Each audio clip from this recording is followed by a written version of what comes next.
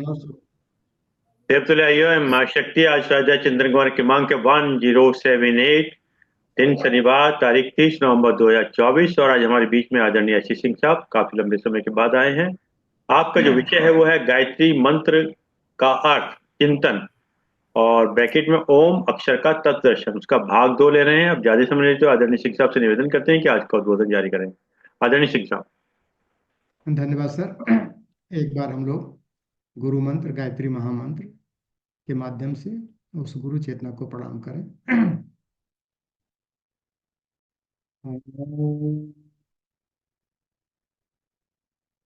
भूर्भुवः स्वः तत्सवितुर्वरेण्यं भर्गो देवस्य धीमहि धियो यो नः प्रचोदयात्।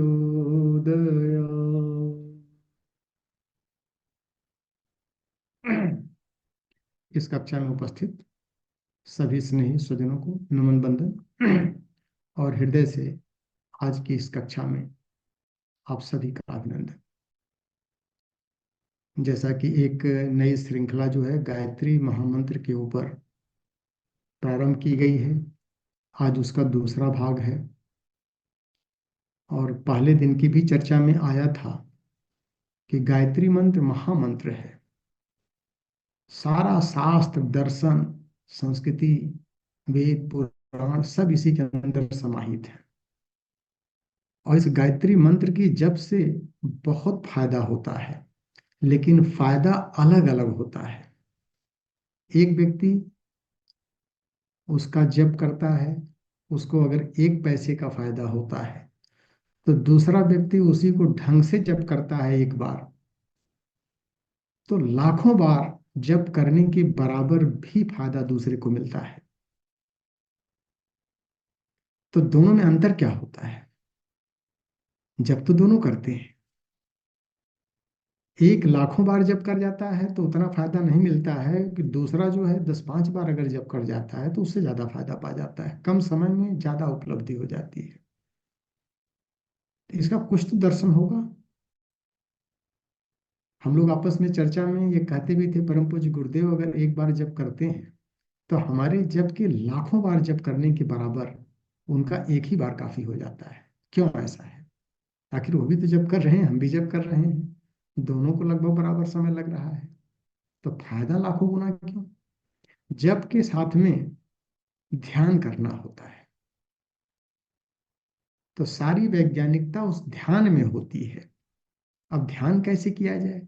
तो ध्यान के लिए ही स्वाध्याय और चिंतन की जरूरत पड़ती है। तो जो आदरणीय अरविंद शर्मा जी ये चला रहे हैं स्वाध्याय चिंतन, इस स्वाध्याय चिंतन प्लेटफॉर्म के माध्यम से हम अपने विचारों को, उसकी गहराई को परिष्कृत करते जाते हैं, उसमें परिवर्तन होता जाता है। इस तरह की कक्षाओं को अटेंड करने के साथ अगर थोड़ा सा भी हम इसके ज्ञानात्मक पहलू पर विचार करते हैं तो हम महसूस करेंगे कि हमारे अंदर परिवर्तन होता जा रहा है, सतत होता जा रहा है। जितने अंशों में हम गंभीर हैं कक्षा के प्रति, स्वाध्याय चिंतन के प्रति, उतने अंशों में हमारे अंदर परिवर्तन होता जाता है। तो स्वाध्याय से हम स्वयं से जुड़ते चले जाते हैं, और जितने अंशों में हम स्वयं से जुड़ते हैं उतने अंशों में परिष्कृत होते जाते हैं, और जितने अंशों में परिष्कृत हो करके हम इस महामंत्र का जप करते हैं उतना ही प्रोपोर्शनेटली उसके फायदे बनते चले जाते हैं, उसका डायमेंशंस बढ़ता चला जाता है। इसीलिए एक साधक कम समय में बहुत ज्यादा उपलब्धि कर लेता है, तुलनात्मक दृष्टि से दूसरा साधक बहुत दिनों से एक ही काम करता चला रहा, उतना उसको फायदा नहीं मिलता है। तो इसकी वैज्ञानिकता में बस खाली ये है कि अर्थ चिंतन की गहराई क्या है। तो इसके अगर अर्थ चिंतन पर हम जाएं, एक एक अक्षरों पर, पहले दिन तो गायत्री का अर्थ चिंतन इन टोटलिटी डिस्कस हुआ था, उसका इम्पोर्टेंस।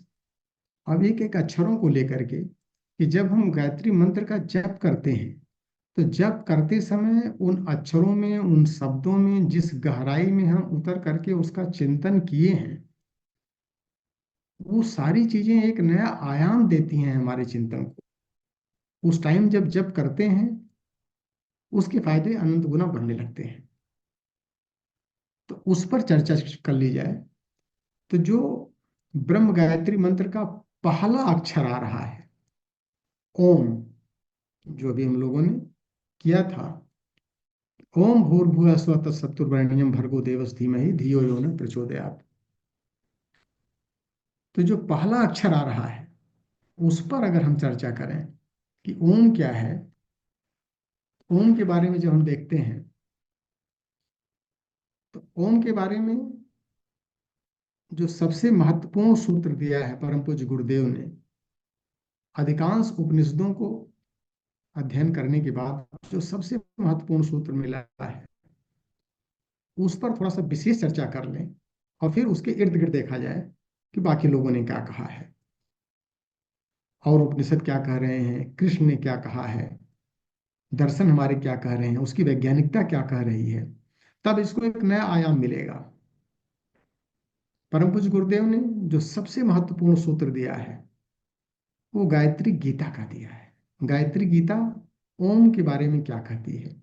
ओम इत्येव सुनामधेयम् अनघम् विश्वात्मनो ब्रह्मणः सर्वे स्वे ही तस्य नामसु बसोरे तत्प्रधानम मतम् यम वेदा निगदन्ति न्याय निरतम श्री सच्चिदानंदकम लोकेशम समदर्शिनम नियमनम चाकारहीनम प्रभुम। ये टोटल ओम की व्याख्या कर। अब इसको थोड़ा सा अन्वयीकरण करके एक एक शब्दों को समझने का प्रयास करें। इसका अर्थ क्या है? पहले अर्थ समझें, फिर भावार्थ समझें, फिर इसकी वैज्ञानिकता देखें। इसका जो अर्थ परम पूज्य गुरुदेव ने दिया है सूत्र का, उन्हीं का सूत्र है, उन्हीं के द्वारा दिया हुआ है। सारे दर्शन का निचोड़ दिया है इसमें कि ओम इत्येव सुनाम ध्येयम अनघम विश्वात्मनो ब्रह्मण सर्वेषु एव हि तस्य नामसु बसोरे तत्प्रधानम मतम यम वेदा निगदन्ति न्याय निरतम श्री सच्चिदानंदकम लोकेशम समदर्शिनम नियमनम चाकारहीनम प्रभुम। एक एक शब्दों की गहराई में जाना पड़ेगा। अर्थ क्या इसका है? जिसको वेद न्यायकारी, सच्चिदानंद, सर्वेश्वर, समदर्शी, नियामक, प्रभु और निराकार कहते हैं, जो विश्व में आत्मा रूम से उस ब्रह्म के समस्त नामों में श्रेष्ठ नाम है, पाप रहित है, पवित्र है और ध्यान करने योग्य है, वह ओम ही परमात्मा का मुख्य नाम है, प्रमुख नाम है। हरि अनंत, हरि कथा अनंता। परमात्मा की कितने नाम हैं? अनंत नाम है। जो कुछ भी आप मुंह से बोलें, मन में सोचें, अंतःकरण में भावना आ जाए, वो सब परमात्मा का नाम है। लेकिन उन सारे अनंत नामों में जो सबसे उत्तम, स्वघोषित, सर्वश्रेष्ठ नाम है, वह ओम है। इसकी घोषणा किसने किया है? किसी ऋषि ने किया, किसी संत ने किया, किसी व्यक्ति ने किया? नहीं जी, स्वघोषित नाम है। परमात्मा ने ही इसको सर्वश्रेष्ठ डिक्लेयर किया है। अब इसकी वैज्ञानिकता समझें कि सबसे महत्वपूर्ण है और इसके गुण क्या है, उसके एक एक गुणों पर जाएं। ये ओम जो है, ये पाप रहित है, निष्पाप है। इसका मतलब जब भी हम ओम का जप करेंगे या ओम का ध्यान करेंगे या ओम को सुनेंगे या ओम को बोलेंगे, तो हम पाप रहित होते जाएंगे। जब भी हम नकारात्मकता से घिरते हैं, उस समय अगर ओम का उच्चारण करें, ओम का श्रवण करें, ओम का चिंतन करें या ओम का सुने, उसको ध्यान करें उसको, तो हम पाप रहित होते चले जाएंगे, निष्पाप बनते चले जाएंगे, क्योंकि पाप रहित है। दूसरा, पवित्र है, और चूंकि ओम पवित्र है, अगर हम इसका विज्ञान नहीं समझ सकते हैं तो यही मान के चलें कि पवित्रतम अक्षर ओम है, तो हमको वो निष्पाप भी करेगा और पवित्र भी करेगा। मतलब हमारी नकारात्मकता को हटाता जाएगा और सकारात्मकता हमारे अंदर भरता चला जाएगा। और ध्यान करने योग्य अगर कुछ है तो ओम ही है। निष्पाप भी बनाएगा, पवित्र भी बनाएगा, और ध्यान करने योग्य है। अब ध्यान के लिए ओम को जानना जरूरी है। ध्यान किसका करें, किस चीज का ध्यान करें, ये तीन इसके बड़े इंपॉर्टेंट गुण दिया इसमें।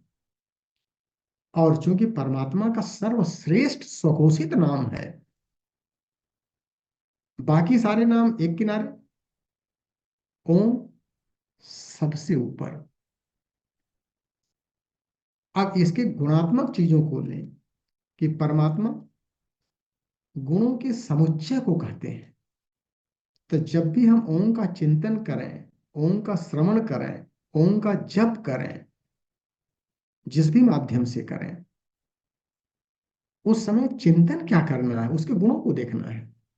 क्या गुण है उसका? न्यायकारी है। जितना हम ओम के सानिध्य में आते जाएंगे, उतना ही न्याय के पास जाएंगे, उतना ही सत्य के पास जाएंगे, उतना ही हम अनुशासित होते चले जाएंगे। क्योंकि ये पूरी सृष्टि की व्यवस्था एक न्याय के ऊपर आधारित है। उसी न्याय को जिस दिन हम समझ जाते हैं, उस दिन पूर्ण हो जाते हैं। हम अपूर्ण हैं। अपूर्णता से पूर्णता की यात्रा जो है, इसी न्याय के दायरे में चलती है। वो न्याय करता है, अन्याय नहीं हो सकता है हमारे साथ।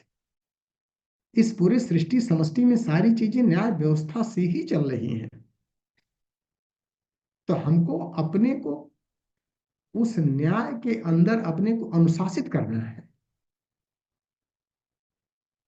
वो निंदा और स्तुति के परे है। उसकी आप पूजा करें न करें, कोई अंतर नहीं पड़ेगा, क्योंकि वो न्यायप्रिय है। न्याय करेगा वो। अगर आपने न्याय को जहां डेविएट किया, न्याय से जहां आप भटकाव लाए, वहां तुरंत दंड का भागीदार। आप उसकी मत निंदा करिए, मत स्तुति करिए। निंदा और स्तुति हम क्यों करते हैं? इसलिए करते हैं कि उसके अधिक से अधिक गुणों को आत्मसात कर सकें। उद्देश्य खाली वही रहता है। हमको क्या करना है? उसकी न्याय व्यवस्था में विश्वास करके उसके अनुरूप अपने को ढालना है। वही उसकी स्तुति है, वही उसकी उपासना है। और ये ओम न्यायकारी है। दूसरा क्या गुण उसका है? सच्चिदानंद है। तीन शब्द इसके अंदर, सत, चित और आनंद। ये ओम यही एग्जिस्ट कर रहा है, बाकी कुछ एग्जिस्ट नहीं कर रहा है। यही अजर है, अमर है, अविनाशी है, अक्षर है।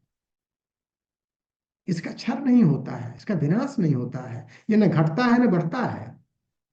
कोई चीज बढ़ेगी तो घटेगी भी, ये न घटता है न बढ़ता है। इसीलिए इसके अंदर सत्य का गुण है। और जो सत्य है, जब हम अपने को सत्य से ओतप्रोत करने लगते हैं, तो हमारे अंदर सात्विकता का विकास होता है। और सात्विकता ही हमको ज्ञानात्मक प्रकाश की तरफ ले जाती है। अज्ञानता की ग्रंथियां खुलने लगती हैं हमारी। और जैसे जैसे जितने अंशों में हमारे अंदर सत्य समाहित होता चला जाता है, उतने अंशों में ज्ञान का प्रकाश हमारे अंदर उतरने लगता है। उतने ही अंशों में चैतन्यता बढ़ती है हमारी। जड़ता खत्म होती है। जड़ता को ही पाप कह रहे हैं, और चैतन्यता ही पुण्य हो जाता है। उतने ही अंशों में हम संवेदनशील हो जाते हैं। उतने ही अंशों में हम स्वच्छ हो जाते हैं, सूक्ष्म हो जाते हैं, करुणा से लबालब भरने लगते हैं। और जितने अंशों में चैतन्यता बढ़ती है, जड़ता समाप्त होती है, उतने ही अंशों में आनंद बढ़ने लगता है। सुख दुख के एक परम सुख, वही परम सुख आनंद कहलाता है, जिसके ऊपर जो सुख और दुख के परिवर्तनशील थपेड़े हैं, ये प्रभावित नहीं करते हैं। तो ये सच्चिदानंद स्वरूप जो है इसी ओम से निकल करके आता है, परमात्मा का ये सबसे बड़ा गुण है। और जब हम ओम का चिंतन करने लगते हैं, ओम का जप करने लगते हैं, उसका श्रवण करने लगते हैं और अपने को ओममय बनाने लगते हैं, उतने अंशों में सच्चिदानंद स्वरूप, सत्य, चैतन्यता और आनंद हमारे अंतःकरण में अवतरित होने लगता है। अब इसका अगर आगे का गुण लें तो सर्वेश्वर भी है। एक गुण सर्वेश्वर का है, सबका ईश्वर, सबका मालिक, सबका नियामक, चाहे जड़ हो चाहे चेतन। कौन है? यही ओम है, जो ब्रह्म का सर्वश्रेष्ठ नाम है। इसका चिंतन करना है हमको। सबका, सर्वेश्वर का मतलब करता भी है, हरता भी है, भरता भी है, सब कुछ यही है। हम सिर्फ निमित्त मात्र हैं। और जब इसके ज्ञान की गहराई में जाते हैं, ध्यान की गहराई में जाते हैं, तो अहंकार हमारा विगलित होने लगता है और उतने अंशों में श्रद्धा बढ़ने लगती है। एक एक शब्दों पर जब हम गहराई से चिंतन करें, कभी कभी एक एक शब्दों को लेना चाहिए, पूरे दिन उसको चबाते रहना चाहिए, मंथन करना चाहिए। और जितनी उसकी गहराई में डूबते जाएंगे, उतना ही उस पर ब्रह्म के गुण हमारे अंदर अवतरित होने लगेंगे। और क्या गुण है? समदर्शी भी है। समदर्शी ना शब्द आया है ओम की व्याख्या में। इसके लिए कोई ऊंचा नीचा नहीं है, कोई भेदभाव नहीं है। क्यों? क्योंकि ये न्यायकारी है। अगर समदर्शी नहीं होगा तो न्याय नहीं कर सकता है।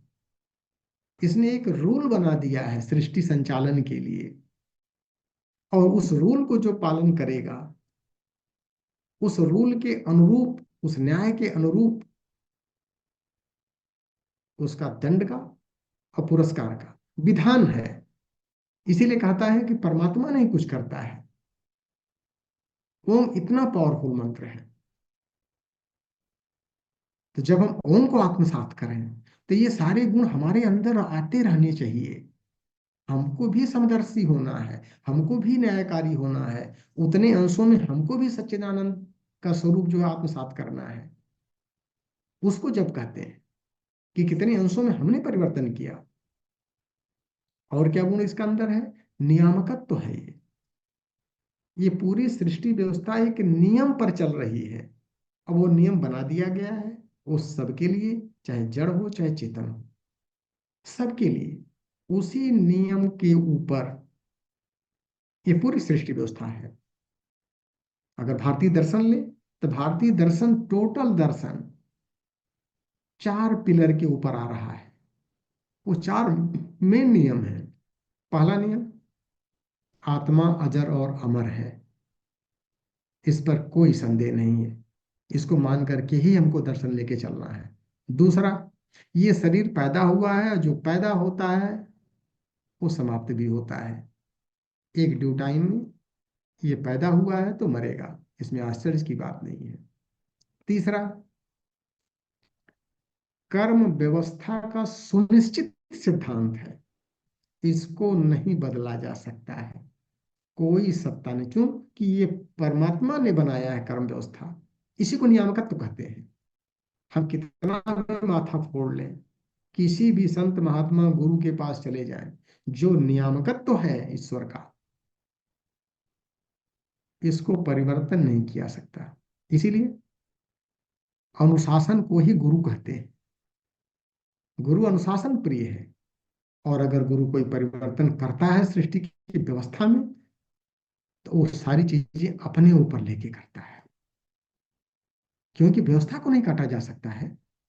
चाहे ईश्वर स्वयं मनुष्य के रूप में आवे, दंड का विधान उसके लिए भी बनता है। वो अपनी व्यवस्था को परिवर्तित नहीं कर सकता है। तो नियामकत्व भी उसके अंदर है। और जिस दिन हम इस नियामकत्व के साथ में बंधने लगते हैं, उस दिन कहते हैं कि ओम का जप चल रहा है।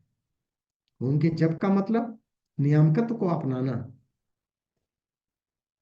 और क्या गुण है? प्रभुम। प्रभु का मतलब प्रभुत्व है, ड्राइवर है ये, इसी की डोमिनेंसी है। एक गाड़ी और एक ड्राइवर, दो ही तो है। ड्राइवर जिधर चाहेगा गाड़ी को उधर लेके जाएगा। ये ड्राइवर कौन है? ओम है। ये ब्रह्म का ही प्रभुत्व है। हम कुछ भी कर लें, कहते हैं ना, वही है, वही जो राम रचि राखा। ये राम रचि राखा क्या है? प्रभुत्व है, डोमिनेंस है, उस नियामकत्व का, उस न्यायकारी व्यवस्था का, उस सच्चिदानंद स्वरूप का। और जब इस प्रभु का हम चिंतन करने लगते हैं, तो फिर हमारा अहंकार रूपांतरित होने लगता है। हमारी भ्रांतियां, ग्रंथियां ढीली होने लगती हैं। उतने अंशों में हम सुधरते चले जाते हैं। और क्या गुण बताया है? निराकार है। ये 7 गुणों की चर्चा यहां पर चली है। निराकार का मतलब इसका कोई एक आकार हो ही नहीं सकता। क्यों? क्योंकि ये व्याप्त है, व्यापक है। ये मैटर व्यष्टि का नहीं है, समष्टि का है। कोई ऐसी जगह नहीं है, कोई ऐसे विचार नहीं है, कोई ऐसा अप्रोच नहीं है कि जहां पर ये न हो। इसीलिए सारा आकार, जो कुछ भी स्वरूप दिख रहा है, ये सब इसी के अंदर पूर्णता समाहित है। वो पूर्ण है। उसी की पूर्णता में ये सारे जो स्वरूपगत अपूर्णता है, वो अपने अंदर सब्लिमेट किया हुआ है, समाहित किया हुआ है। और क्या बताते हैं? कि जो विश्व में आत्मा रूप से उस ब्रह्म के समस्त नामों में श्रेष्ठ है, वो पाप रहित है। और जब इतने सारे गुणों के साथ हम चिंतन करेंगे ओम का, और ओम की गहराई में जब ध्यान करेंगे, तो फिर हम भी पाप रहित होते चले जाएंगे। तो जितनी बार ओम का हम उच्चारण करें, उतनी बार उसको मान के चलें। इसीलिए ये बीज मंत्र जो है वो महामंत्र है। और जितने भी मंत्र हैं उनके पहले ओम को लगाने से उसके प्रभाव को कई गुना मैग्नीफाई कर देता है, एम्पलीफाई कर देता है। ये इसका महत्व है। इसीलिए इसको महाबीज भी कहते हैं। अब अगर हम इसकी थोड़ा सा दूसरे रूप में व्याख्या करें, तो गायत्री गीता तो ओम की पूरी विधिवत व्याख्या करती है कि हमको पाप रहित करता है, हमको पवित्र करता है, और इसके एक एक शब्दों पर, एक एक गुणों पर अर्थ चिंतन के साथ ये ध्यान करने योग्य है। परम पूज्य गुरुदेव कह रहे हैं, इसी का ध्यान करते हैं। जब भी हम गायत्री मंत्र का जप करें, तो जप में जब भी ओम आता है, इतने सारे गुणों के साथ में जो हम समाहित होने लगते हैं, इतने सारे गुण हमारे अंदर अवतरित होने लगते हैं, तो हम धीरे धीरे आत्म साक्षात्कार का मतलब ब्रह्म स्वरूप की तरफ बढ़ने लगते हैं। हमारा भी स्वरूप जो है उसके स्वरूप से मैच करने लगता है। हमारे अंदर उतनी करुणा आ जाती है, संवेदना आ जाती है, उतने अंशों में प्रेम उतरने लगता है, उतने अंशों में हम भी समाज की, सृष्टि की, विश्व की सेवा करने लगते हैं, नियामकत्व में बंधने लगते हैं, धीरे धीरे करके अनुशासित होने लगते हैं।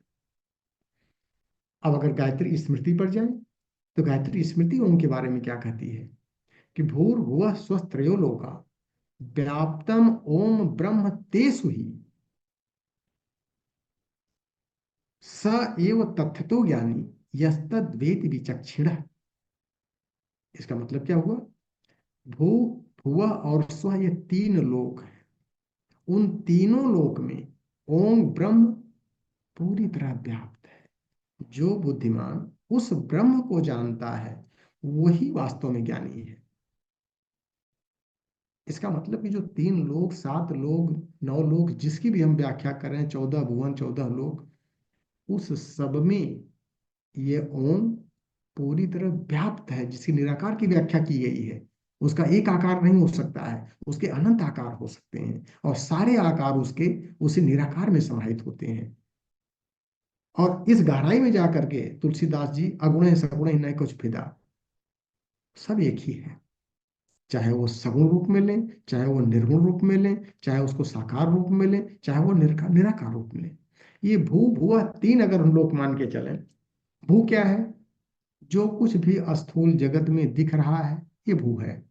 फिर भुआ क्या है? जितना भी विचार लोक हमारा है, जहां पर हमारा चिंतन चल रहा है, जहां तक हम सोच पा रहे हैं, उसके बियॉन्ड, ये सब भुआ लोक है। मतलब हमारे चिंतन में भी परमात्मा पूरी तरह व्याप्त है, ओम पूरी तरह व्याप्त है। वो ओम जो एकाक्षर ब्रह्म है, पूरा समाया हुआ है तीनों लोकों में, स्थूल जगत में, सूक्ष्म में जहां तक चिंतन जाता है, और कारण में जहां तक हमारे अंतःकरण की पहुंच होती है, उसके बियॉन्ड, जो हम कल्पना नहीं कर सकते, सब में बराबर व्याप्त है। हर व्यापक, सर्वत्र समान। सर्वत्र का मतलब खाली स्थूल जगत पर नहीं है कि पृथ्वी पर, चंद्रमा पर, मंगल ग्रह पर, यहां नहीं जी। उन कल्पनाओं में भी वो व्याप्त है, उन विचारणाओं और भावनाओं में भी वो व्याप्त है, जो हमारी पहुंच की परिधि के परे है, वहां तक वो व्याप्त है। और जो बुद्धिमान इसका एहसास कर लेता है कि जो हम चिंतन में लेके आ रहे हैं, उसमें भी वो ब्रह्म व्याप्त है, तो हमारा चिंतन परिष्कृत होने लगता है।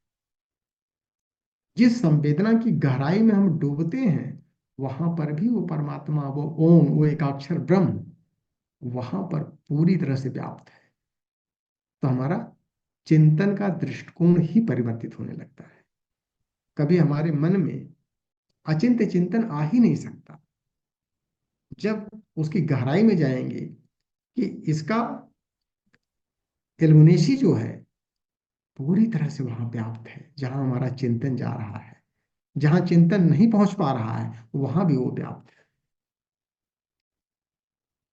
अब अगर ये लिया जाए कि ओंकार, ओंकार की उत्पत्ति कहाँ से हुई, कैसे हुई, उसकी गहराई में जाए, क्योंकि समय की थोड़ा सा बद्धता रहेगी, तो थोड़ा सा उसको टच करके तब उसके साइंस पर आते हैं। ओंकार तो बहुत बाद में आया है। अगर इस सृष्टि के उद्भव की बात की जाए, तो गायत्री का हृदय, जिसे हम गायत्री हृदय कहते हैं, वो दर्शन देता है कि ओंकार कहाँ से पैदा हुआ, ये ओम कहाँ से आ गया, इसका क्या महत्व है। तो गायत्री हृदय का जो शुरुआत का सूत्र है, बहुत महत्वपूर्ण है। वो हमको अपने जीवन में प्रैक्टिकल भी करना पड़ता है। प्रणवेन विहृतिया प्रवर्तन्ते तमसस्तु परम ज्योति। ये प्रणव और विहृतियों का जो जोड़ा है, प्रणव ओम को बोल रहे हैं, और विहृतियां उसकी व्यापकता को है, भू भुव स्वः, ये तीन लोक में, सात लोक में व्याप्त है। इन दोनों का जोड़ा चलता है। ये जोड़ा उसी तरह से है जिस तरह से आत्मज्ञान के साथ में सुख शांति है। प्रणव अगर आत्मज्ञान है, तो विभूतियां सुख शांति समृद्धि है। इसका मतलब जो आत्मज्ञानी होता है, इस संसार में सुख शांति उसके चरणों में रहती है। ये इतना महत्वपूर्ण ओम है। अब इस ओम का जो परम ज्योति कौन है? परमात्मा है, ब्रह्म है, कह पुरुष है। बहुत महत्वपूर्ण सूत्र आता है। यही परम ज्योति ही ब्रह्म का स्वरूप है, और उस ब्रह्म को स्वयंभू विष्णु कह सकते हैं। जो पौराणिक व्याख्याओं में आता है, महाविष्णु के कम नाभि से, उसके केंद्र से विष्णु ही अगर सृष्टि को, अगर ब्रह्म इस सृष्टि को लेके चल रहा है, इसकी उत्पत्ति कर रहा है, इसका पोषण कर रहा है, इसका पालन कर रहा है, उसकी साइंस क्या है? एको हम बहुत श्यामी, उस पर ब्रह्म के अंदर ही तो आया है स्फुरण। तो उसकी साइंस में बताता है कि अथ ता स्वांगुल्या मथनाति, मथमनात् फेनो भवति, फेनात् बुद्बुदो भवति, बुद्बुदात् अंडम भवति, अंडात् आत्मा भवति, आत्मा आकाशो भवति, आकाशात् वायुर, वायुर अग्नि, अग्नि ओंकारो भवति। इसके बाद ओंकार का नंबर आता है। और ओंकारात् व्यहृतया भवति, व्यहृतया गायत्र्या भवति, गायत्र्या सावित्र्या भवति, सावित्र्या सरस्वत्या भवति, सरस्वत्या वेदा भवति, वेदा ब्रह्मा भवति, और ब्रह्मात् लोका, लोक के बाद फिर अपना ये संसार बना। ये पूरा एक साइंस दिया है गायत्री हृदय में। इस पर गहन चिंतन करना पड़ता है, तब जाकर के इसके अर्थ को समझ में आता है कि ओंकार कहाँ पर। और इसको अगर थोड़ा सा और चिंतन किया जाए, एक सामान्य भाषा में अगर हम बताने का प्रयास करें कि सबसे पहले जल की उत्पत्ति हुई, जिसको अंगुली से मंथन किया गया, तो मंथन के स्वरूप से उसमें बुलबुले हुए, बुदबुदे हुए, उस बुदबुदे से अंडा बना, अंडा से आत्मा बनी, फिर आत्मा से आकाश बना, आकाश से वायु बनी, वायु से अग्नि बनी, अग्नि से ओंकार बना, ओंकार से विभूतियां बनी, फिर विभूतियों से गायत्री बनी, गायत्री से सावित्री बनी। ये इसका एक शाब्दिक अर्थ हो गया। लेकिन इस शाब्दिक अर्थ को सोचना पड़ेगा कि सबसे पहले जल तत्व आया। जल तत्व क्या है? जल तत्व का मतलब, जो जल की बात हम लोग करते हैं वो जल नहीं है, आनंद को कहते हैं। जो जल है उसका सूक्ष्म गुण रस होता है, और रस आनंद को ही कहते हैं। आनंद के लिए ही उसने एको हम बहुत श्याम की भावना लाए कि सृष्टि की रचना की जरूरत क्यों पड़ी। लीला कावल्यम आनंद के लिए। और चूंकि आनंद का मंथन किया गया, जल का उंगली से मंथन करने का मतलब, जब आनंद का मंथन किया गया, उस मंथन के स्वरूप बुलबुले पैदा हुए, बुदबुदे पैदा हुए। तो सबसे पहले जीवात्मा का जो सबसे नजदीक कोष है उसको बोलते हैं आनंदमय कोष। सबसे पहले आनंदमय कोष की रचना हुई, और जब आनंदमय कोष बना तो वहां से भावनाएं निश्रित हुई, जिसको हम बुदबुदा कह रहे हैं, बुलबुले कह रहे हैं। ये क्या चीज है? ये भावनाओं को ही विज्ञानमय कोष कहते हैं, जहां पर श्रद्धा और प्रज्ञा प्रस्फुटित हो रही है। आनंदमय कोष विज्ञानमय कोष की आत्मा है, और जीवात्मा आनंदमय कोष की आत्मा है, केंद्र बिंदु है। उसके बाद फिर विचार किया, तब मनोमय कोष की रचना हो रही है। और बहुत बाद में ये अग्नि तत्व ऊर्जा को कहते हैं, प्राणमय कोष पैदा हुआ। और उसी प्राणमय कोष से, प्राणमय कोष ने किसको जन्म दिया? अन्नमय कोष, ओंकार को। और ओंकार ही अन्नमय कोष। ओंकार से ही इस पूरी सृष्टि का, इस प्रकृति का उद्भव हो रहा है, और वही ओंकार इस प्रकृति का पोषण भी कर रहा है, और इस प्रकृति का परिवर्तन भी कर रहा है। इसीलिए दो चीजें हैं, चेतना एक रस है, और प्रकृति परिवर्तनशील है। हम अगर प्रकृति की परिवर्तनशीलता के साथ अपनी सायुज्यता स्थापित करते हैं, अपने को जोड़ते हैं, तो दुखित और सुखित होते जाते हैं। इसीलिए कहते हैं भाई, प्रकृति के ये बबूले छूट रहे हैं, इनके साथ अपने को मत जोड़ो। अपने को जोड़ना किसके साथ में है? उस एक रस, एक स्वरूप चेतना के साथ में, उस ओंकार के साथ में, उस ब्रह्म के साथ में। तस्मात् सर्वेषु कालेषु माम अनुस्मर युद्ध च।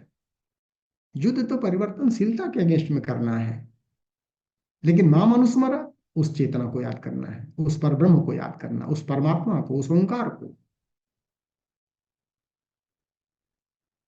और उसी को योग कहते हैं कि जब हम उसके साथ जुड़ जाते हैं तो संसार सुखमय शांतिमय हो जाता है, और जब उसके साथ अपनी दूरी बना लेते हैं, संसार के साथ जुड़ने का प्रयास करते हैं, परिवर्तनशीलता के साथ में जुड़ने का प्रयास करते हैं, तो आज सुखी हैं कल दुखित रहेंगे, आज खुश हो गए कल रो पीट रहे हैं, क्योंकि हमने अपने आप को गलत ढंग से जोड़ लिया। जोड़ना कहाँ था, इसलिए इसकी वैज्ञानिकता को जानना बहुत जरूरी है। और इसी के आधार पर गीता के 18 अध्याय जो हैं, उसमें एक अध्याय अक्षर ब्रह्म योग का भी है, 8वां अध्याय। ओंकार इतना महत्वपूर्ण है कि अक्षर ब्रह्म योग के जो 20 सूत्र हैं बड़े इंपॉर्टेंट है। उसमें एक सूत्र जो जन सामान्य के लिए बताया जाता है वो क्या है, ओमिते काक्षरम ब्रह्म व्याहरण माम अनुस्मरण यह प्रयाति त्यजन देहम स याति परमाम गतिम।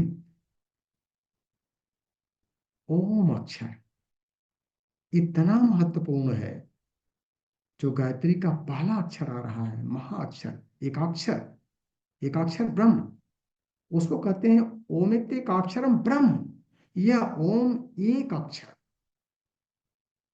इसका विनाश नहीं होता है, यही ब्रह्म है। व्याहरण माम अनुस्मरण, जो इसको अपने आचरण में उतार करके मेरे साथ सततता का चिंतन करता है, मेरे से योग करता है, यह प्रयाति त्यजन देहम स याति परमाम गति, वो शरीर को त्यागते समय मेरे को प्राप्त करता है, परम गति प्राप्त करता है। और इसी के दर्शन को लोग कहते हैं कि भाई कम से कम मरते मरते आप परमात्मा को याद कर लीजिए, ओम बोलिए, ओम बोलिए, इधर उधर की बात मत करिए, ओम करिए। लेकिन वो ओम लास्ट में नहीं आता है, जैसा हमने पूरी जीवन में अपनी जीवन चर्चा बनाई है। अगर ओम के साथ में साझुता स्थापित करें हैं तो दूसरा कुछ आ ही नहीं सकता, और ओम से दूरी बना के रखे हैं तो वही आएगा। बेटे का लॉस हो रहा है तो बेटी का लॉस हो रहा है, तो ये बिजनेस चौपट हो गया, तो वहाँ दुकान में दिक्कत आ गई, यहाँ समस्या आ गई, तो फिर परम गति नहीं प्राप्त हो पाती है। ऐसे को परम पूज्य गुरुदेव इस संस्कृत के सूत्र को जब पद्यानुवाद करते हैं तो कहते हैं, एकाक्षर रूप ब्रह्म को जब जो मेरा चिंतन करता है वो पुरुष परम गति पाता है, जो ओम ओम कह मरता है। इसी सूत्र की व्याख्या करते हैं। और यही ओम अक्षर चूंकि ब्रह्म का सर्वश्रेष्ठ नाम है, ब्रह्म स्वरूप है, और जो सर्वश्रेष्ठ उपनिषद जिसको हम अपने जीवन में उतारने का बहुत प्रयास कर रहे हैं, उसके 2 सूत्रों में बहुत इंपॉर्टेंट आता है। उसका पहला जो शांति का श्लोक है, हम सभी बार बार पढ़ते रहते हैं, ओम पूर्णमदः पूर्णमिदं पूर्णात् पूर्णमुदच्यते पूर्णस्य पूर्णमादाय पूर्णमेवावशिष्यते। और यज्ञ की पूर्णाहुति में एक लाइन और जोड़ देते हैं, ओम पूर्णा दरवी परापत सुपूर्णा पुनरापत वसनेव विक्ला वहा स्मृति घुम सत्कृतोषा। इसी के साथ में हम लोग पूर्णाहुति करते हैं। तो इसको जानना चाहिए, इसकी साइंस को जानना चाहिए कि ओम ही ब्रह्म है, एकाक्षर ब्रह्म है, और ये ओम पूर्ण है। और इसी पूर्ण से ओम पूर्णमिदः, ये पूर्ण है, पूर्णमिदम। और ये जो सृष्टि है जिसको हम देख रहे हैं, जिसको समझ पा रहे हैं, जिसको जानने का प्रयास कर रहे हैं, ये पूरी सृष्टि और समष्टि इसी पूर्ण तत्व से निकली है। ओम पूर्णमिदः पूर्णमिदम और पूर्णात पूर्णम उदच्यते, ये भी पूर्ण है वो भी पूर्ण है। और ये सृष्टि उस पूर्ण से जो ब्रह्म की पूर्णता है उसी से निकली हुई है। और किसी से कोई चीज निकल जाती है उतने अंशों में कम हो जाती है, लेकिन ये चूंकि पूर्णता का सिद्धांत है, अपूर्णता का सिद्धांत नहीं है, इसीलिए पूर्ण से निकलने के बाद भी वो पूर्ण रहता है। पूर्णात पूर्णम उदच्यते और पूर्णस्य पूर्णमादाय पूर्णमेवावशिष्यते। अगर 100 को पूर्ण मान लिया जाए, उसके आगे कुछ नहीं है, तो 100 में से 100 निकलने के बाद भी 100 बचता है। और जिस दिन ये साइंस साधक की समझ में आ जाती है, उस दिन से उसकी अध्यात्म की यात्रा शुरू हो जाती है। संसार में 100 में से 100 निकालने के बाद 0 बचता है, लेकिन अध्यात्म की यात्रा में 100 में से 100 निकालने के बाद ही 100 बचता है। पूर्ण से पूर्ण को निकालने के बाद पूर्ण बचता है, और उसी का दर्शन ला करके पूर्णाहुति के मंत्र में देते हैं। पूर्णात पूर्णमुदच्यते पूर्णस्य पूर्णमादाय पूर्णमेवावशिष्यते पूर्णादर्वी परापत सुपूर्णा पुनरापत। अगर हम अपने मुट्ठी में एक मुट्ठी अगर अनाज हम दान कर दें, तो ये चूंकि सृष्टि का नियम है, नियामकत्व का वो सूत्र है, वो तुरंत हमारी मुट्ठी को भर देता है। हम क्या करते हैं, मुट्ठी को खाली करते हैं, वो भरता रहता है, हम खाली करते रहते हैं, वो भरता रहता है। खाली करना भरना, खाली करना भरना, मुट्ठी एक ही है। उसी को हम लोग सूची पात्र बोलते हैं कि भाई सूची पात्र में ले लीजिए, नारियल गोला ले लीजिए, ये ले लीजिए, वो ले लीजिए, और पूर्णाहुति कर दीजिए। उसका दर्शन क्या है कि जितने अंशों में हम उस परमात्मा के निमित्त पुरुषार्थ करते हैं, उतने अंशों में वो भरता रहता है, भरता रहता है। और एक टाइम ऐसा आता है कि जब हमारा टाइम ड्यूरेशन खत्म हो जाता है, तो पता चला कि पहाड़ बन गया जितना आपने पूर्णाहुति का दान किया, और आपका अंश कम नहीं हुआ। इस सूत्र का प्रैक्टिकल करना चाहिए। हम लोगों ने अपने जीवन में इसको प्रैक्टिकल खूब किया है और कर भी रहे हैं। और ये चीज यही पूर्णता से आती है, ओम के अक्षर से आती है। और उसका दूसरा सूत्र कर ले, ईशावास्योपनिषद का, ओम ईशावास्यम इदम सर्वम यत किम च जगत्याम जगत, और तेन त्यक्तेन भुंजी था माँ हृदय कस धनम। ये धन किसका? ओम पूरी तरह से पूर्ण, ये पूरा आच्छादित है, पूरी समष्टि उसी ओम से, उसी इस तत्व से।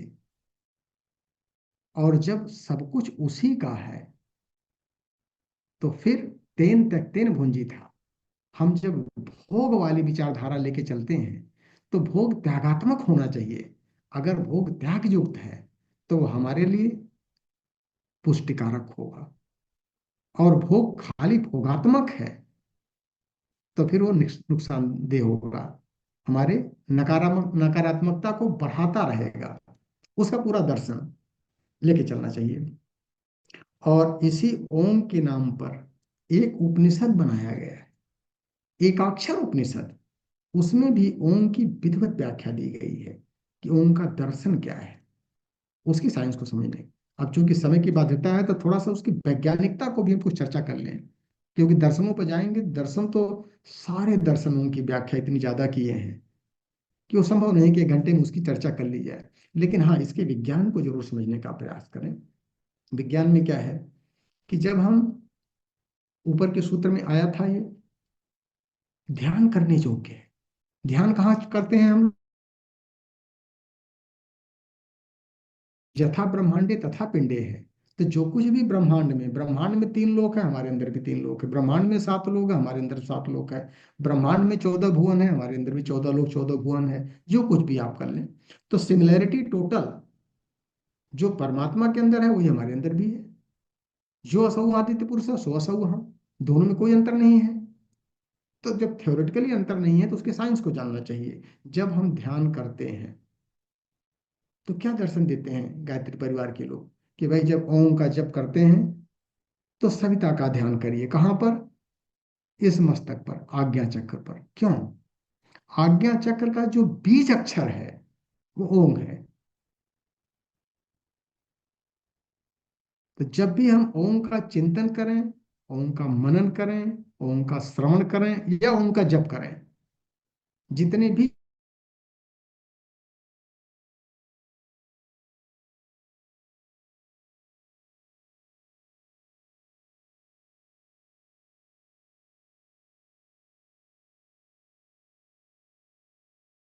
चक्र में ही जाकर के प्रकृति चेतना के साथ सायुज्यता स्थापित करती है, दोनों मिल जाती है।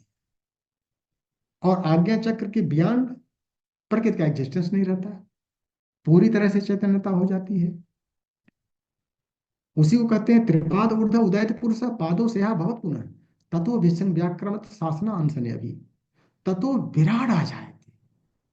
वो 3 हिस्सा ऊपर जो है, वो तो अथाह शांति अथाह आनंद का है। असली परब्रह्म वही है। और उसके एक चौथाई में विकार ब्रह्म है।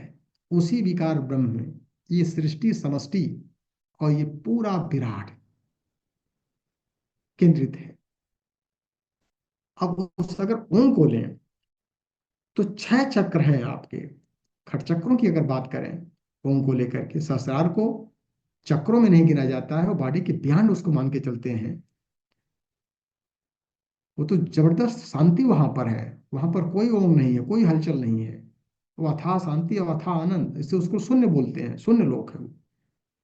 खट चक्रों में अगर लें ओम को लेकर के, टोटल 49 अक्षर बन जाते हैं, 49 बीज बनते हैं।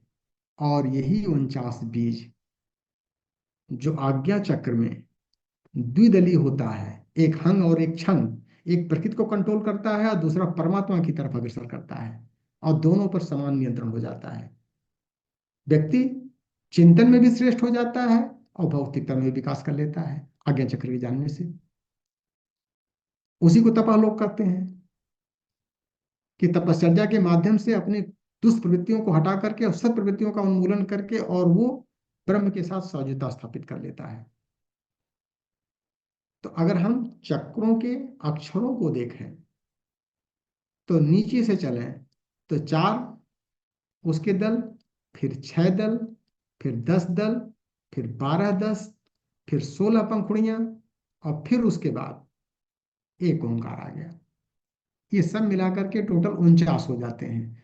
इसी को चलत मरुत 49, 49 मरुत चलते हैं जब,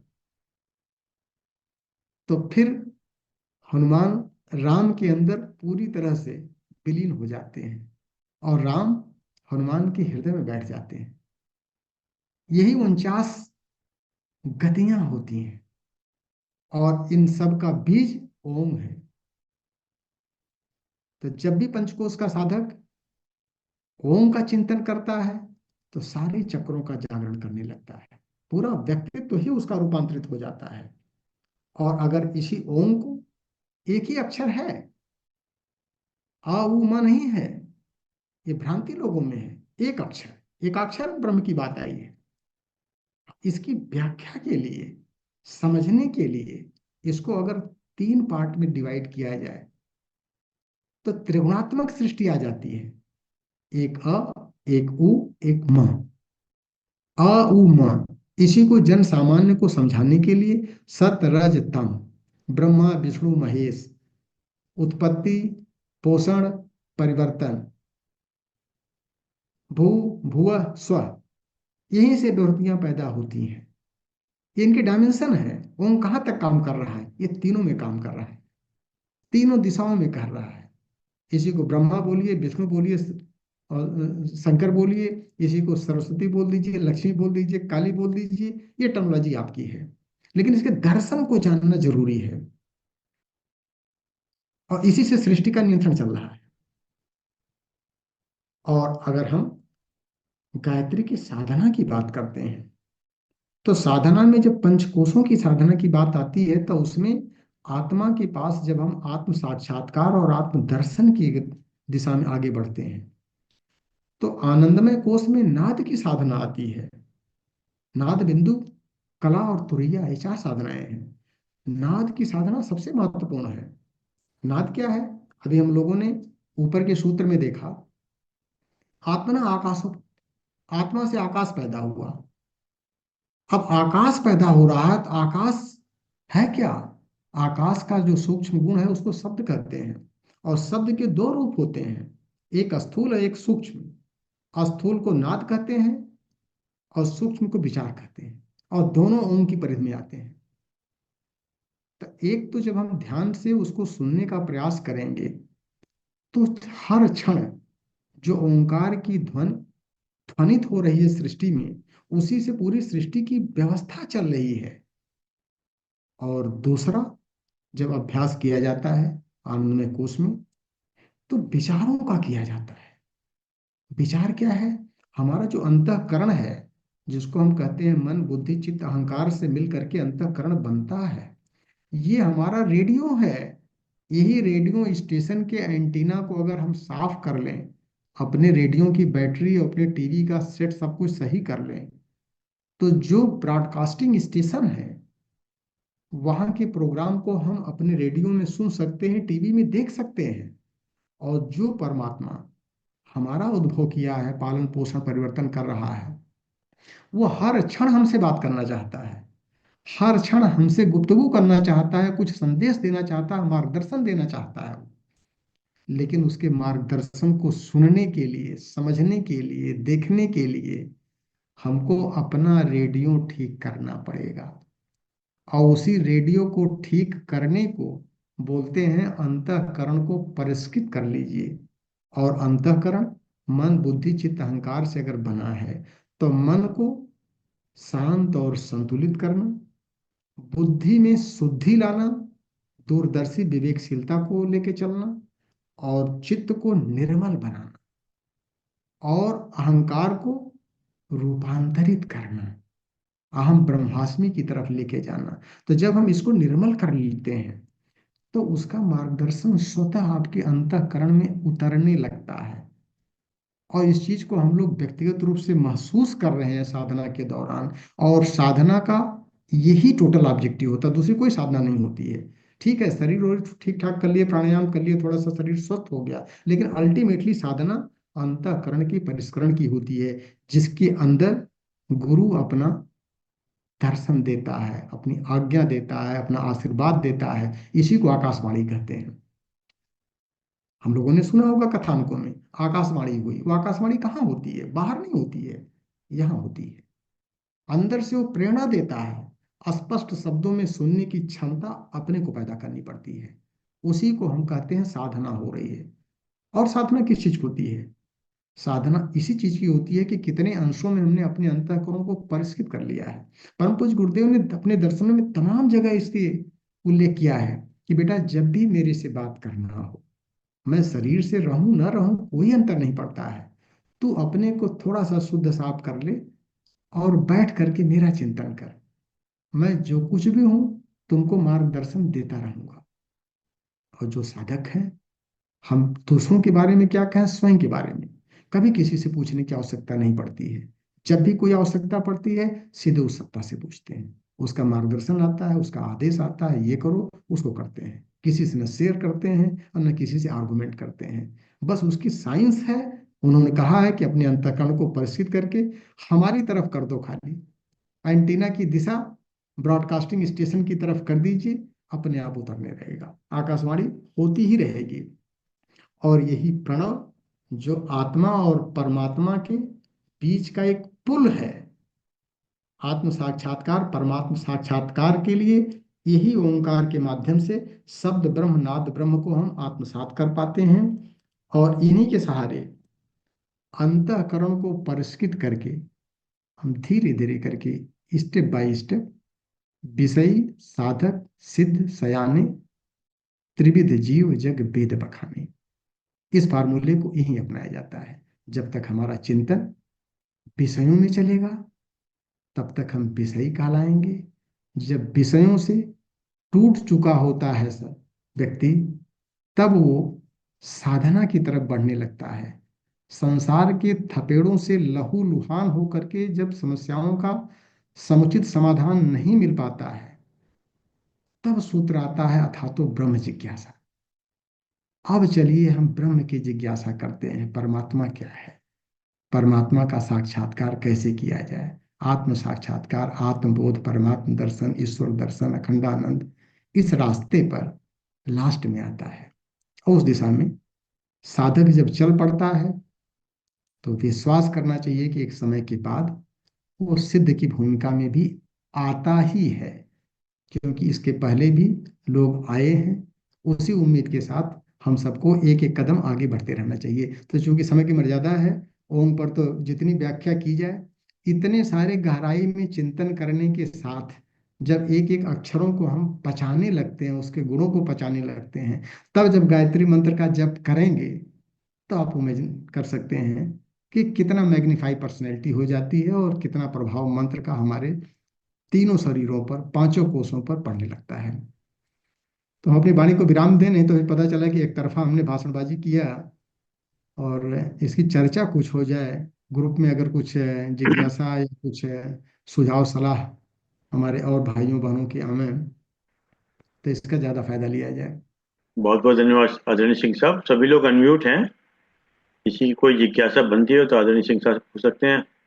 फिर बाद में दो शब्द हमारे आदरणीय वीएन चौर साहब बोलेंगे। आपने बहुत सही गायत्री की आज वो रखी। और एक बार वास्तव में अगर ये वो ये आपका आदेश था कि गायत्री चिंतन थोड़ा सा हम्म, जरूरी है, क्योंकि गायत्री के ऊपर ढेर सारी भ्रांतियां जो है, परम पूज्य गुरुदेव का पूरा जीवन उन्होंने इसमें दे दिया, लेकिन भ्रांतियां धरती से नहीं दूर हो पाई।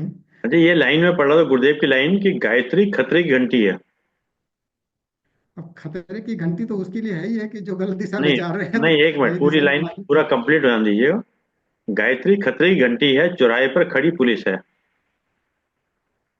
वह बताती है कि पाप की और मत चलो। ईश्वर सर्वव्यापक है, वह किसी का पक्षपात नहीं करता है, उससे तुम्हारा कोई पाप छुपा नहीं रह सकता है।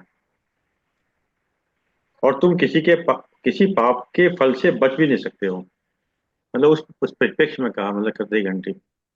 सर यही तो सूत्र की व्याख्या है, जो सूत्र आज चर्चा में आया था। सब यही चीजें, सारी चीजें यहीं से निकल के गई हैं। परम पूज्य हम्म। गुरुदेव ने जो इलुस्ट्रेट किया है, सबसे पहले उन्होंने दर्शन दिया।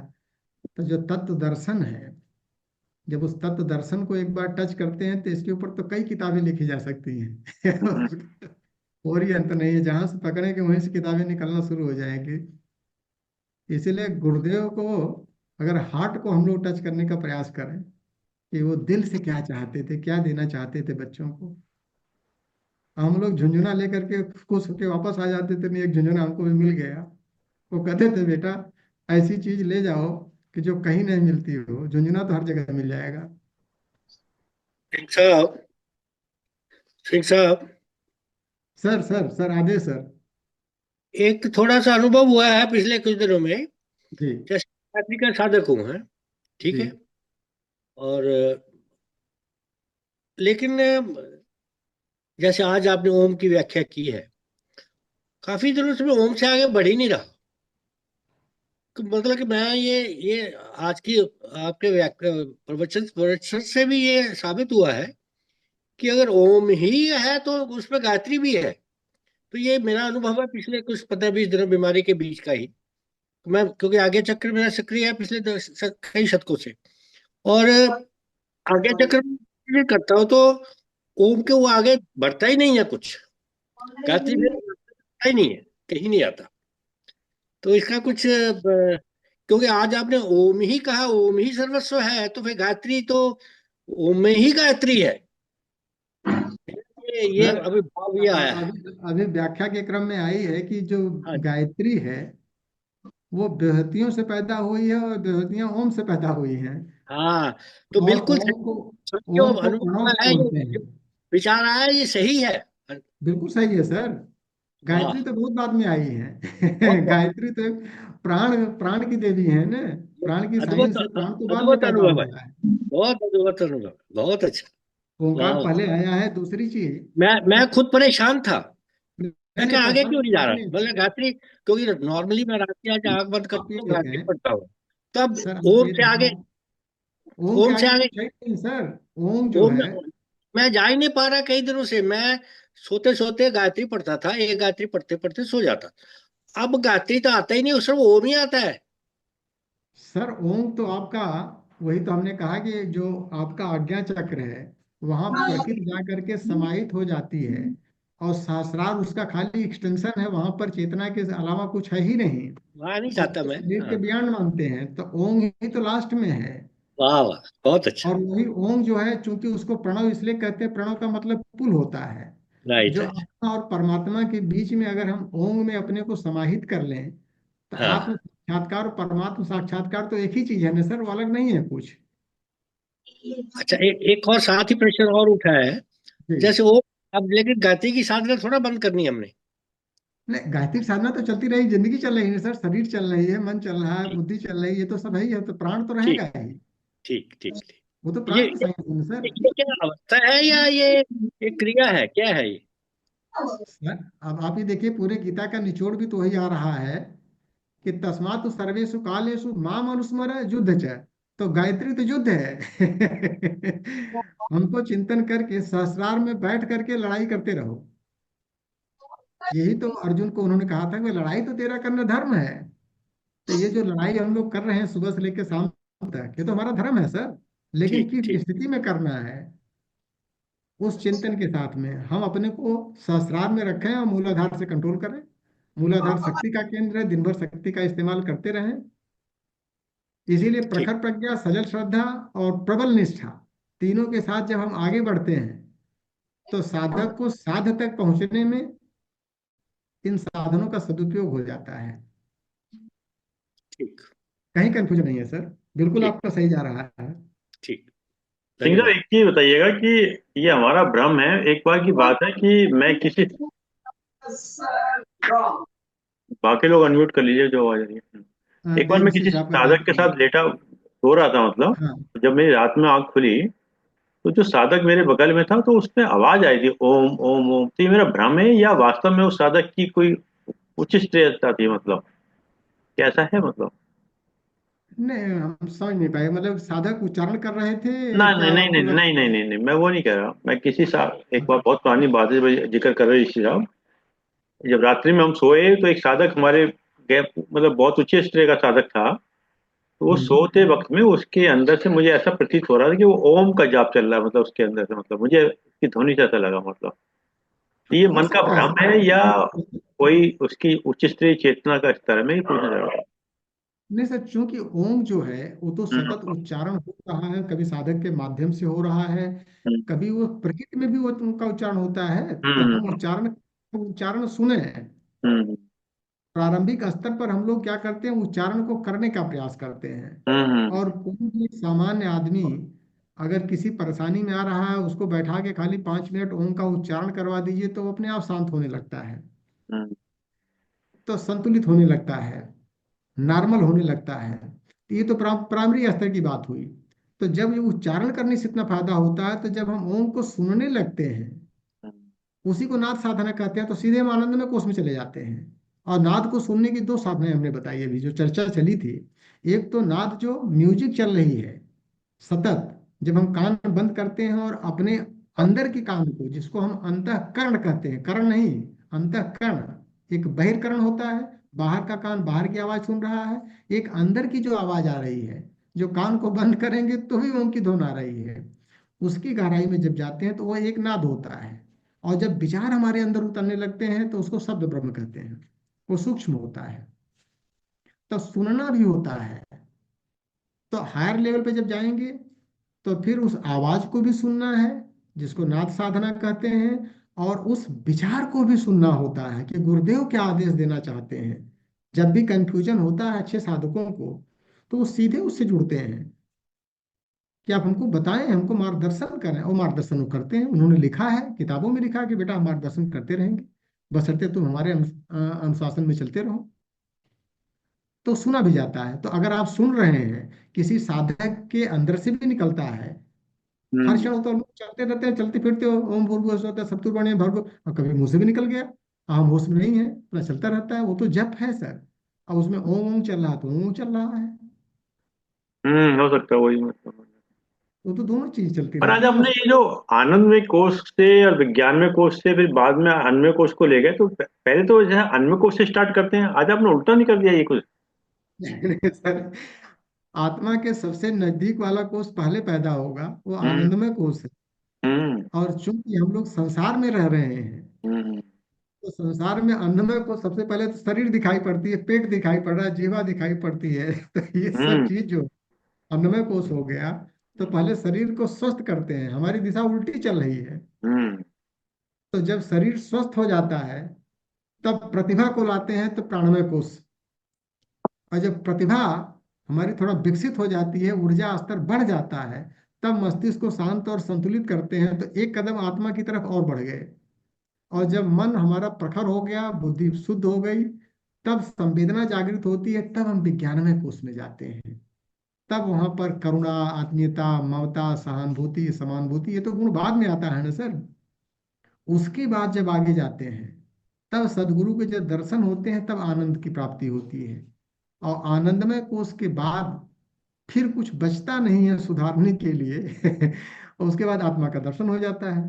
तो आत्मा के सबसे पास में तो आनंदमय कोष है, लेकिन सीधे हम आनंदमय कोष में नहीं पहुंच सकते हैं, क्योंकि कचड़े में जमा है ना सर। हम्म। हमारा चेतन मस्तिष्क का भंडार है, जन्म जन्मांतर के कुछ संस्कारों को जो हमने अवचेतन की मोटी परत में इकट्ठा करके रखा है। हम्म। तो इसको हम साफ करते हैं, तो जब ये मोटी परत हटती है, तब चेतन जो है सुपर चेतन के साथ में जुड़ता है। तो सुपर चेतन आत्मा, उसको आप इस जी। ढंग से मान के चलो। तो सबसे पहले तो आनंदमय कोष आया, हम्म। हमने कचरा बनाना शुरू कर दिया पहले पहले तो हम शुद्ध थे सर। जब गर्भ में आया तो हमारा आनंद, गर्भ से बाहर निकले तो विज्ञान में कोष जागृत था। धीरे धीरे हम करके खोपड़ी अपनी मनोमय कोष को खराब किए, फिर प्राणमय को खराब किए, फिर अन्नमय को भी खराब कर लिए। अब शुद्ध करना शुरू करते हैं, अन्नमय से उल्टा चलते हैं। सही कहा आपने। चलिए सर, पर एक चीज है सर, जैसे ये ओम का जब हम उच्चारण करते हैं तो किसी भी मंत्र का आप उच्चारण कीजिएगा, सबको जिह्वा को तालू से लगाना पड़ता है, पर ओम के उच्चारण में नहीं करना पड़ता। ओम तो यानी गूंगा भी जो है ओम का उच्चारण बड़े आराम से कर सकता है। पर जड़ भी कर रहा है, चेतन भी कर रहा है, गूंगा की बात हम्म। ही नहीं है हम्म। बोलना बोलना है ही नहीं, मतलब सुनना इसमें है। देखो ना, आप देखो कोई भी मंत्र ले लीजिएगा तो आपको कहीं ना कहीं जिह्वा लगानी पड़ रही है, यहाँ इसमें नहीं लगानी पड़ रही कहीं पर कुछ भी। सर ये एकाक्षर है, और इसी से सारे अक्षर पैदा हुए हैं, स्वर हम्म। और व्यंजन हम्म। इसी एक अक्षर से। और इसकी खासियत क्या है, ये जब डिफरेंट तत्वों में ये प्रवेश करता है तो ये बदल जाती है इसकी आवाज। तो आप जो सुनते हैं वो आप गलत सुनते हैं। कंग खंग कंग खंग, ये जो सुनते हैं वो ओम ही है, लेकिन मीडिया बदल गई है तो हमको सुनाई कुछ और पड़ता है। हम्म। और इसी को कहते हैं कि जब यथार्थ का बोध होता है तो चारों तरफ ओम ही सुनाई पड़ता है, क ख ग घ अंघ सुनाई ही नहीं पड़ता है साधक को। उसी को कहते हैं कि आत्मबोध हो गया। सही कहा हर आपने चीज में सर। उसको परब्रह्म का दर्शन होता है। चलिए, अब आखिरी सवाल और बता दीजिएगा साहब, ये जो आप ध्यान कहते हैं, ध्यान करने की चीज है, ध्यान हो जाता है सर ये? मैंने एक बार पहले भी कहा था, ये सर ध्यान क्या चीज है? सर ध्यान तो हो स्वाध्याय जाता है। स्वाध्याय करते करते तो ध्यान अपने आप होने लगता है। हम्म। करना थोड़ा होता है, ये तो हम्म। नेचुरल प्रोसेस है सर, आनंद लेने की चीज है सर, करने की चीज नहीं है। अब जैसे मैंने एक दिन कहा, मैंने कहा भी था कि प्यार करने की चीज नहीं, प्यार हो जाता है। तो अब वही है सर, उसको चाहे हो जाता है मान लिए, चाहे कर लिए हैं हो जाता है दोनों चीज एक ही है। हम्म। तो ध्यान जब स्वतः होने लगे हम्म। उसको ध्यान कहते हैं सर।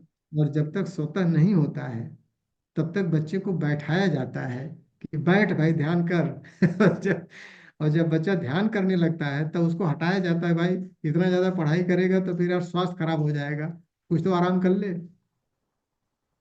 हम्म। चलिए आदरणीय वीएन चौधरी साहब, धन्यवाद के दो शब्द दीजिएगा। मेरे ख्याल से अब कोई किसी की जिज्ञासा नहीं बन रही है, तो आप धन्यवाद दीजिएगा। अगर हो तो पूछ लीजिए, वरना तो धन्यवाद दीजिए सब। धन्यवाद अरविंद कुमार जी। आपके कारण हम लोग आज फिर सुभाष चंद्र सिंह जी को सुन पाए, बहुत दिनों के बाद। बहुत दिनों के बाद आप आए, बहुत दिनों के बाद आप आए ना, तो क्या है नहीं। सर सुनाई पड़ रहा है बिल्कुल, और हमारे शर्मा साहब हमको मौका ही नहीं देते हैं सर, क्या करें सर दो शब्द होते हैं, मौका देते नहीं है, मौका लेते नहीं है। लेते नहीं, हम्म। लेते नहीं है, लेते नहीं देते हैं, हाँ। नहीं, लेते ही नहीं है। हम्म। क्योंकि देखिए, ईश्वर तो सब पे बराबर वर्षा कर रहा है। अब जिसका जैसा पात्र होगा, बर्तन होगा, उतना मिल जाएगा सर। हम्म। मुकद्दर की बात है सर मुकद्दर की बात है। आप, तो लेकिन झूठ आप तो बहुत, सबके लिए खुला हुआ है सर। आप सिंह साहब को बहुत बहुत धन्यवाद, क्योंकि आपने एक बहुत, जो साधारण लगता है एक साधारण है, ओम। ओम तो कॉमनली सुनते हैं, ओम हर पूजा में, हर जगह, हर जाप, हर बार ओम। ओम की बात सुनते हैं, और गायत्री भी सुनते ही हैं। जी। गायत्री तो एक, जब यज्ञोपवीत हो रहा था उस समय भी कान में कहा गया था, उस समय से चलता ही रहता है। तो ये बात, लेकिन आपने जो उसको कहा कि सही तरीके से हम नहीं करते हैं जब, तो फल नहीं मिलता है। हजारों बार कर लें, लाखों बार कर लें, लेकिन फल कम मिलता है। और जो इफेक्ट एक बार कहने से भी, एक बार जाप करने से भी हो जाएगा अगर भाव से करें। ये बड़ी अच्छी बात आपने कही। और इस तरह से अगर हम भाव से ओम का जाप ही करेंगे तो शायद बहुत अच्छा होगा। और ऐसा तो कहा जाता है आजकल की स्पेस में भी, जब कुछ सुना गया, सुनने की कोशिश की गई है, तो ओम शब्द, ओम ध्वनि अभी भी गुंजायमान है, जो कि शायद शुरू में ही हुआ होगा, कभी भी हुआ। जो भी आजकल के जो बिग बैंग थ्योरी भी बोलते हैं, उसमें भी कहते हैं कि वो ध्वनि है एक। तो अब वही बात हो गई कि वो एक ऐसी ध्वनि है, जो सही कहा शर्मा जी ने, कि उसमें ना दांत लगता है ना जीभ टकराता है। तो इसीलिए कहा गया होगा कि ये पाप रहित, ओम का पाप रहित शब्द है। ओम का उच्चारण करने में भी कोई कहीं दांत और जीभ का प्रभाव नहीं पड़ता है, इसलिए शायद ओम पाप रहित कहलाता है। और ओम का जाप ही, अभी जैसे बताया देवर्षि जी ने, कि ओम का जाप से ही गायत्री का मिल जाते हैं, यानी गायत्री करते करते फिर ओम पर रह जाते हैं, यानी ओम लगता है कि कहीं पहुंच गए। और आपने भी बताया कि ओम आज्ञा चक्र में, आज्ञा चक्र से ही है, और ओम के सबसे पास आनंदमय कोश ही है। तो उससे हम सचमुच अगर सही प्रैक्टिस करें, सही अभ्यास करें, तो हम आनंदमय कोश तक पहुंच सकते हैं, जो कि शायद हमारा ओरिजिन था, जहाँ जहाँ से हम पैदा हुए। तो वहां से हम फिर पहुंचने का कोशिश करें, और इसके लिए बराबर निरंतर प्रयास करें। उस प्रयास का ही फल होगा कि हम वहां तक पहुंच पाएंगे। आगे भी हम आपसे सुनने की कामना रखते हैं, और आगे आशा करते हैं शर्मा जी आपको मौका तो देते ही है, आप ले लेंगे और हमें भी लाभान्वित करेंगे। बहुत बहुत धन्यवाद। धन्यवाद सर, धन्यवाद सर। बहुत बहुत धन्यवाद आदरणीय विजय साहब, बहुत बहुत धन्यवाद आदरणीय आशीष सिंह साहब। आपने समय निकाल समय दिया, हम आपके आभारी हैं। और जूम के लोग का विशेष रूप से धन्यवाद कि आपने समय निकाल समय दिया। जैसे कि एक विचार के साथ और 3 बार ओम के साथ अपनी बात समाप्त करते हैं। आज का विचार: आनंद साधन से नहीं साधना से प्राप्त होता है। आनंद साधन से नहीं साधना से प्राप्त होता है। आनंद भीतर का विषय है। आनंद भीतर का विषय है, तृप्त आत्मा का विषय है। बिल्कुल ठीक है सर। आनंद भीतर का विषय है, तृप्त आत्मा का विषय है। मन को तो कितना भी मिल जाए, मन को तो कितना भी मिल जाए, वह यह अपूर्णता का बार बार अनुभव कराता रहेगा। बिल्कुल सही है, बिल्कुल सही है सर। और मन विषय को भी कितना भी अनुभव मिल करना जाए, वह चाहिए। बार बार अपूर्णता का बार अनुभव कराता रहेगा। जो अपने भीतर तृप्त हो गया, जो अपने भीतर तृप्त हो गया, उसे बाहर के अभाव कभी परेशान नहीं करते। बहुत सही, बहुत सही। यही तो पूर्णता का मंत्र है सर। जो अपने भीतर तृप्त हो गया, उसे बाहर के अभाव कभी परेशान नहीं करते। Success means satisfaction. आइए 3 बार ओम का उच्चारण करते हैं।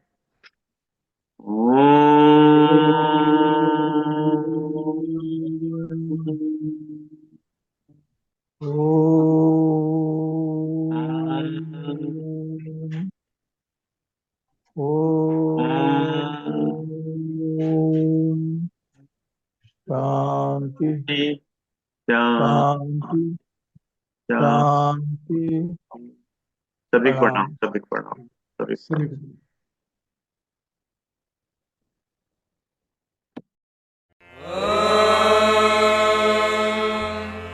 को शान्तिरन्तरिक्षं शान्तिः पृथिवी शान्तिः। शान्तिरोषधयः शान्तिः वनस्पतयः शान्तिर्विश्वे देवाः शान्तिर्ब्रह्म शान्तिः सर्वं शान्तिः शान्ति